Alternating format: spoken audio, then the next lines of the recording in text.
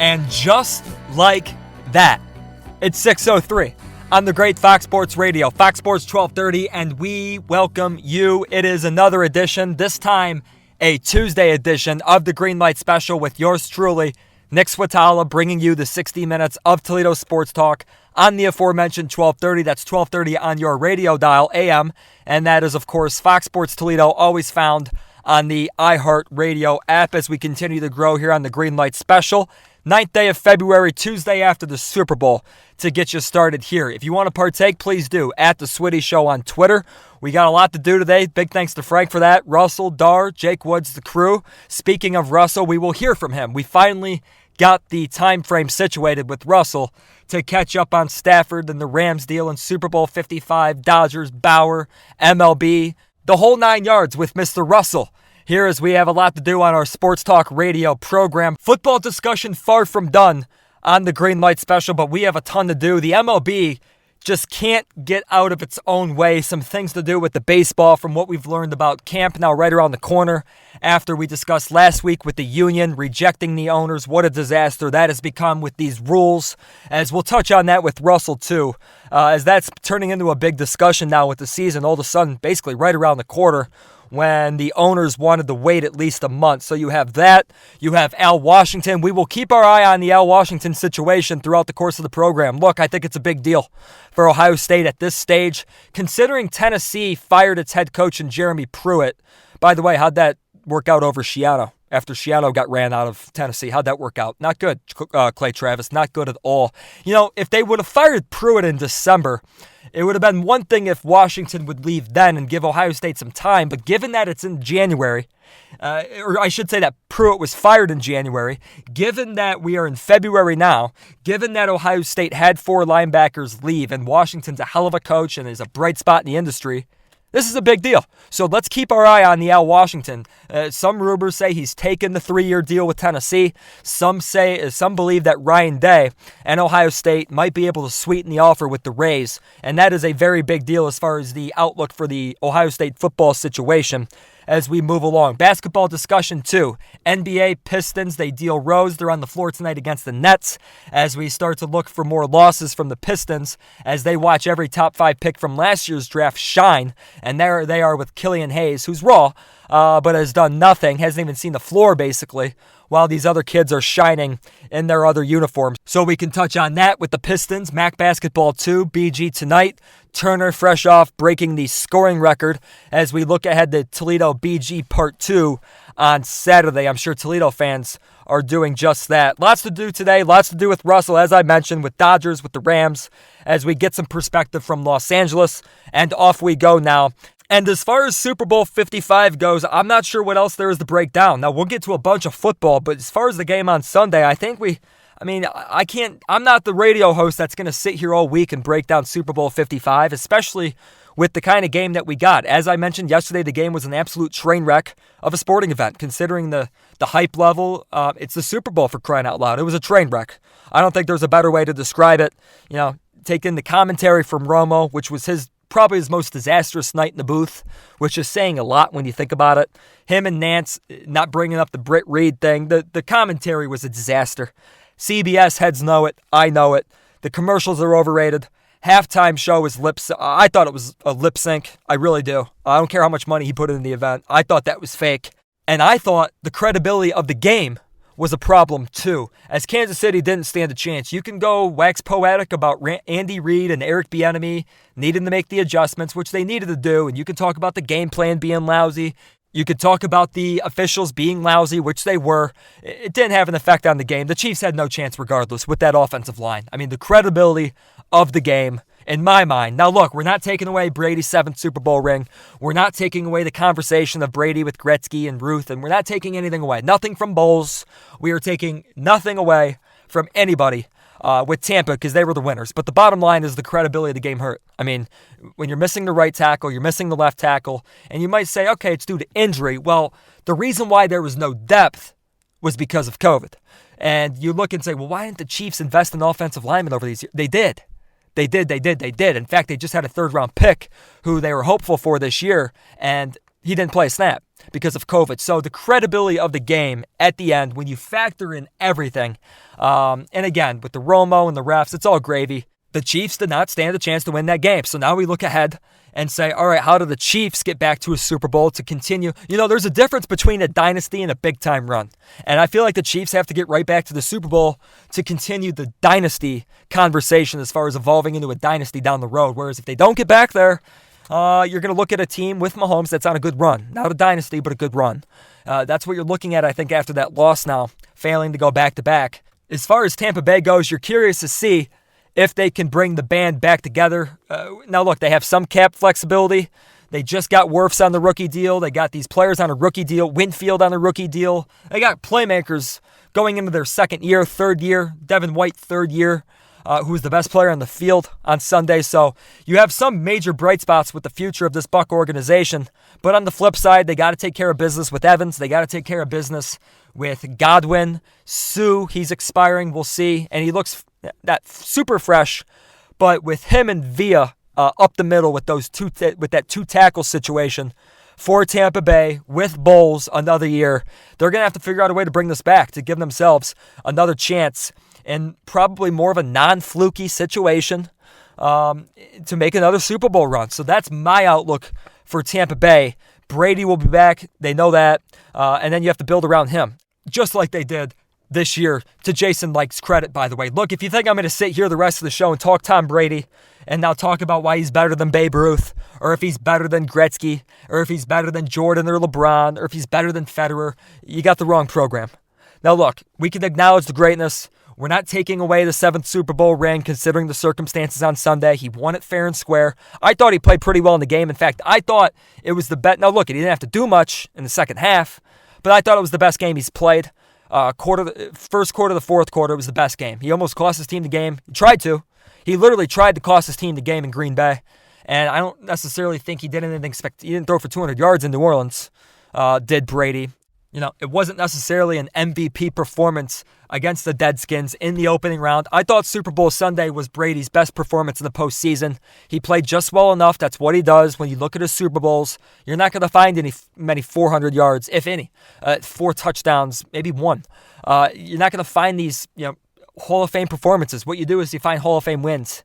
You find Super Bowl wins. And he does just enough, no matter what type of game, no matter what flow of the game, no matter what he needs to do, he gets the job done. And we're not going to take anything away. But if you think I'm going to sit here and do that all day, you're nuts. You're nuts. Because the narrative, as I mentioned yesterday, whether or not it's Brady, all of a sudden being, just because of this Tampa Bay season, right? All of a sudden he's better than Jordan. He's better than Ruth. He's better than all these guys now. But it's a little much, is it not? It's a little much. If you want to put him in the conversation with Gretzky, if you want to put him in the same conversation as Ruth, the Williams sisters, Federer, whatever you want to do, go right at Jordan, LeBron, go right ahead and let's have a conversation about it. But to look at that Super Bowl win and say, that's the performance, that's the playoff run, that right there. And I'm not saying the Brady effect isn't real for Tampa. Good for them. But you're going to look at that performance right there and say, that does it. That does it. Now, from a longevity standpoint, I get it. He's winning a Super Bowl at 43. He's won 4 Super Bowls since his, 36th birthday. It's remarkable. It's remarkable where you look at where he and Montana was at age 36 and what he's doing now, still plugging along with Brady. Now, look, if you have me build a championship team next year, I'm going to find 10 quarterbacks, 7, 8 quarterbacks other than Brady. I just am. I'm still going to take Rodgers. I'm still going to take Watson. I'm still going to take Mahomes. I'm still going to take all these guys. All of them. Russell Wilson, because they're better players. But what Tom Brady is doing right now at age 43 obviously gives him the longevity bump over Jordan, the longevity bump over Montana, over Gretzky or Woods if you want to go there, which is tough to do. But 43 in Super Bowls is a different conversation, and I get that. But now all of a sudden, Tom Brady's just better than them all, huh? It's a hell of a takeaway. If you watch the games, it really is a hell of a takeaway. Oh, and did you hear that Bill Belichick now is not one of the greatest, if not the greatest coach of all time because Tampa Bay won the Super Bowl this year? Did you hear that Bill Belichick could have, or should have rather, kept Tom Brady? Bill Belichick on the Patriots, on a team that, by the way, which is on Belichick, hasn't drafted a legit skill player in 5 years. They have no players. They had a cap situation, and oh, by the way, Brady was due back on a $41 million hit. And people to this day still think the Patriots made a mistake by going in a different direction. People to this day still think Tom Brady made a mistake by going. I mean, guys, and maybe you don't think of that about Brady, but if you can't face the reality that Bill Belichick's legacy has nothing to do with Tampa Bay's run, I can't help you. If you can't realize that the New England Patriots, it was best for them to let Brady go. It was over. It was time to move on. It's time to rebuild. You get the cap space back. You get your COVID opt-outs back. You figure out what to do with Dooney. Now you figure it out. But do you think they were going to figure anything out with Tom Brady on a $41 million cap hit throwing the ball to N'Keal Harry? Yeah. You think Sony Michel is the answer? You think that defense that you watched this year, albeit after Hightower and others opt out, but did you watch the defense this year? It's not the same team, guys. So I don't like the narratives. I don't like the media-driven BS. It's not all on Brady. You've heard me get on Brady for things about Brady, whether it's his poor sportsmanship, dodging Foles with the handshake, dodging Goff with the handshake. We have some problems with Brady here and there, but by all accounts, it's not even about Brady. It's about the media, and it's about you, the fan, for going along with it. It's about you. Because most of us, we haven't seen Ruth. We haven't seen many of us haven't seen Montana. And by seen them, I'm not talking about going on YouTube like I did in March, April, May, and June and watching old Super Bowls on YouTube. No, I'm talking about watching them every week. Every week. Yeah. Not everyone saw Gretzky. Not everyone watched. People think just because tennis, they don't like tennis, Federer's not up there. Okay, that's on you. That's on you. So this is on the fan. This is on the media. And I'm not going to sit here and go about the conversation like every talk show is for the full duration of their program, whether it's radio, whether it's TV, whether it's local, whether it's national. I'm not going to do it. I'm not going to do it. But listen, as I said, the football discussion far from over. In fact, you know how it works. It's a year-round business here.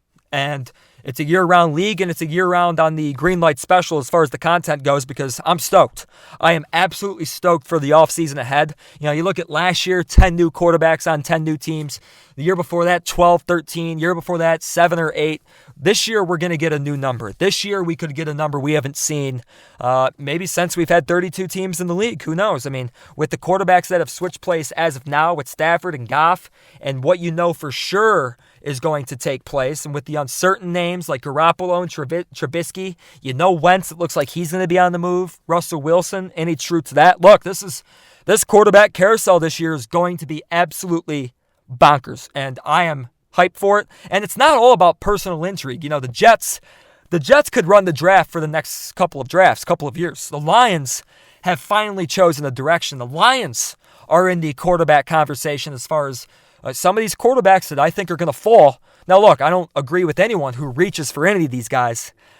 Fields, Lance, Wilson, they could all be good pros. I don't agree with any team to reach there. I think the Lions being in that discussion is fascinating for us, for me, for you, for the program, but even on the bigger scale. I mean, you got big names in all of this, and Deshaun Watson continues to headline this list, mainly because nobody believes Calisario, the new GM in Houston, when he says they're not trading Watson. And I thought he was going to come out and say just that. Why Watson hasn't gone public with any of this, I don't know. We're waiting to hear from him. But the draft is still a little bit away. And while I think a deal, it's not imminent, but I do think a deal will get done for Watson. And I just hope it's not my Jets giving up, a truckload of number 1 picks to basically put out their entire future for Deshaun Watson so he can come in and win 7 ball games for the next 5 years. I think the better trade, the better fit, the better idea is in Miami. I love Watson. I'm one of the few that would put him in the top 4, top 5 right here, right now, today. I don't look at the wins, losses. I don't look at the toxic atmosphere in Houston the past 3-4 years. I don't look at that. I look at Deshaun Watson, the quarterback. I look at the play. I look at the fact that he's never been a whiner about anything before this. So I think he has some beef with now look, I don't think he should be running the team. I don't think these guys, I don't think Russell Wilson should be making up the Seahawk roster, but I do think it's important to get your superstar, allow him in the office, sit him down, get his ideas, consult with them, and feed off that to make your decision rather than just throwing the guy to the curb and not even letting him know who you're bringing in, not even letting him know who the direction is. So look, I think Watson's out. I think Watson means it when he says he's not playing. And I'd love for him to be a Jet. I would, but look, I've said this a million times. The Stafford deal has nothing to do with the Watson deal. Watson has always been going for 3 number ones.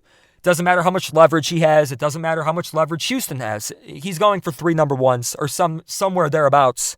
And the Matt Stafford for Jared Goff trade doesn't mean anything about that. Just like the Carson Wentz trade, when he gets garners a 2, Will Philly, a second-round pick, a 2 and a 4 for Wentz. What are we going to do? Use that to gauge the Deshaun Watson market? No. Deshaun Watson's going to go for a haul. He's going to go for a farm. He's going to go for everything. And I think based on where Miami's at right now, it would be a better fit for the Dolphins, and I expect him to get dealt. And I'm stunned that Lions fans and Browns fans, now I get it, you're fans, you get excited, superstar player, why not dream of something? Why not throw it out there? Let's throw it to the wall and see what sticks. No. Lions and Browns fans even considering Deshaun Watson is just way out of the ballpark. First of all, you don't have the goods. You don't. Draft capital, there's other teams in the league. You do know that, right? Do me a favor, pull up Google and look at the Jets' future draft picks. Look at the Jets' cap space. Look at the Dolphins' future draft picks. Look at the Dolphins' cap space. Case closed. That's it. So when you're talking about the Lions now, trading for Jared Goff and then throwing it, I'm listening to this every day. Guys, it's not going to happen with the Lions. The Lions are in no position to get Deshaun Watson. And even if they had the goods to make a deal for Deshaun Watson, you don't trade for Deshaun Watson, kind of where I lean with my Jets. When you have 9 holes here, and when you have 7 holes there, and when you have a couple of holes here on special team, you can't do that. You can't do that. You got to build a team. And considering the price for Watson, which has always been enormous and will be enormous, the Lions are not in play here. And why the Browns? Look, I don't love Mayfield, but you bring in a coach to work with Mayfield specifically to make it work with him, right? Specifically to make it work with Mayfield. And you're on the verge of doing that. And you took a huge step in doing that. And damn it, now I'm starting to like Mayfield. Do I like him better than Josh Allen? I don't. Do I like him better than Watson? I don't. Do I like him better than Mahomes? I don't. Do I like him as a top 6 or top 7 quarterback in the league? I don't. But you have a chance. You have a chance to build a Super Bowl team around Baker Mayfield, and now you want to go trade for Deshaun Watson? Now you want to take all your draft capital, and you want to take everything you have and bring in Watson for Mayfield while thus not having the opportunity to fill other holes. I don't agree with it. So put it to rest. It's not going to happen. Stop throwing it to the wall. And look, Lions fans, I expect it. They're more confused. They're still desperate. They're still losing. They just lost Matt Stafford, who's the best thrower of the football in the team's history. I get it. You're hurt. You're sad. It didn't work out. You want a big-time quarterback in there. All right. You're still desperate. They still haven't won. I'll let the Lion fan off the hook. Browns fans, what are you talking about? Focus less on Deshaun Watson. Focus more on a guy like, I don't know, Patrick Peterson. A guy that's boys with Odell Beckham, a guy that's boys with Delpit, a guy that can come in, doesn't have to be the number 1 corner. He's still a top 30 cornerback in the league. He immediately becomes one of the best number 2 cornerbacks in the league. He can help Delpit grow. He can help Greedy Williams grow. He knows all these guys. He's boys with Landry. I think that's a fit. Why don't you look for actual fits instead of throwing out nonsense? Because that upset me. Lions fans still losing. You just lost Stafford. You're hurt. Your butt hurt. You're sad. I don't care. I get it. Browns fans, did you not just watch what took place? You got something going here. And keep it going by filling holes, not trading the farm and then some for Deshaun Watson. When you have a quarterback with Stefanski, remember, it's the battery here. It's not all Mayfield. It's the battery. That's what is unique here. You got to keep it going. You got to keep it going. As far as the quarterbacks, I'm fascinated by the conversation. Who do you think is out? Is there a surprise name out there? Garoppolo, is his days in San Francisco done? Cousins in Minnesota. I think it would be proactive for the Vikings to go in a different direction. Do you think there's any merit to this Russell Wilson news that seems to pop up every year about him not being happy with the protection? This is what happens when those quarterbacks sign the big deals. Tough to protect them. Fire a tweet at the show if you care to partake in the discussion. It's at The Switty Show on Twitter, as we're off and running with the quarterback carousel, putting a bow on Super Bowl 55, and we are back. Couple basketball notes, couple housekeeping items before we go to Nick Russell. That's on the Green Light Special. That's on the great Fox Sports 1230.